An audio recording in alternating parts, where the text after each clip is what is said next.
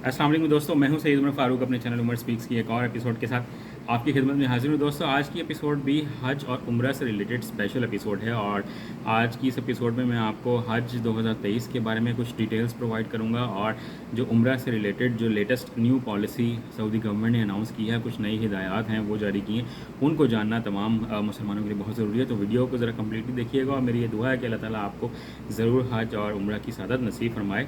और video start करने से पहले आपसे सिर्फ इतनी सी रिक्वेस्ट है कि अभी तक भी 84% लोग चैनल को सब्सक्राइब किए बगैर वीडियो देखते हैं। तो आपने करना सिर्फ ये है कि नीचे दिए गए सब्सक्राइब बटन को प्रेस कर लेना है और इस पर कोई आपका एक्सपेंस नहीं होगा, कोई पैकेज नहीं लेना पड़ता।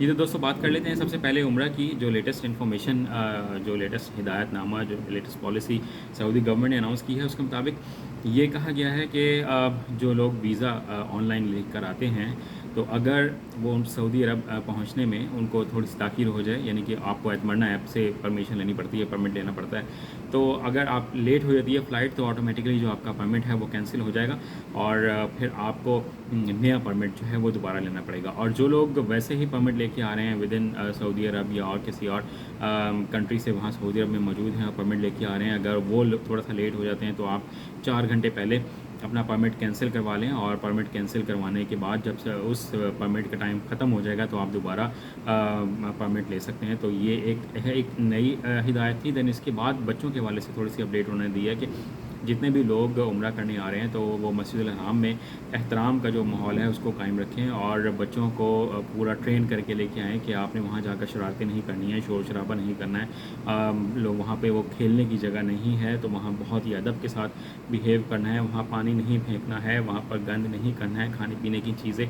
इस तरह से वहाँ पर आपने नहीं करनी है। तो ये बच्चों को ट्रेन करने की ज़रूरत है। तो उन्होंने बहुत रिक्वेस्ट भी की है और हिदायतनामा भी जारी किया है कि इन चीज़ों से थोड़ा सा अवॉइड करें। दैन जो एक और जो पॉलिसी गाइडलाइन उन्होंने दी है वो ये कि लोग बहुत ज़्यादा जो वीडियोग्राफी कर रहे हैं उसमें आपने लोगों की प्राइवेसी का ख्याल रखना है और किसी भी इंसान की अगर आप वीडियो को पब्लिश कर देते हैं या पिक्चर को पब्लिश कर देते हैं और अगर कोई कंप्लेंट कर देता है तो आप पर बहुत हैवी फ़ाइन हो सकता है, बहुत भारी जुर्माना हो सकता है। तो ये सऊदी गवर्नमेंट के जो रूल्स हैं वो बहुत स्ट्रिक्ट हैं, तो उनको आपको फॉलो करना है। अगर आपने वीडियोग्राफी करनी भी है तो कोशिश ये करें कि अपने तक ही महदूद रखें, किसी और की पिक्चर या वीडियो ना बनाएं।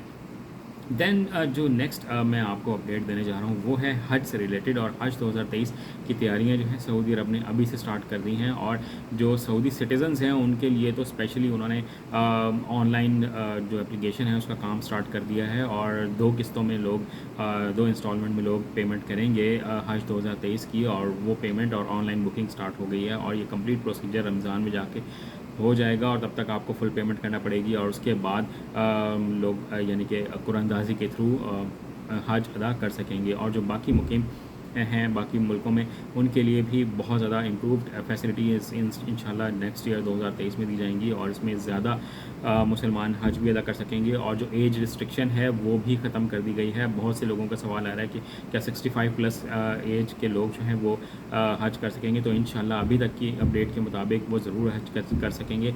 और बट अभी एप्लीकेशन स्टार्ट नहीं हुई हैं, जो अनकरीब मेरे ख्याल में ये काम भी स्टार्ट हो जाएगा। जैसे ही मैं मज़ीद कोई अपडेट होंगी तो मैं मज़ीद आपके सामने ज़रूर पेश करूँगा। तो आज की वीडियो में सिर्फ इतना ही था। चैनल पर गए तो चैनल को सब्सक्राइब कर लीजिएगा। आपने अपने घर वालों का बहुत ज़्यादा ख्याल रखिएगा। कमेंट सेक्शन में कोई क्वेश्चन हो तो पूछ लीजिएगा। अल्लाह हाफ़िज़।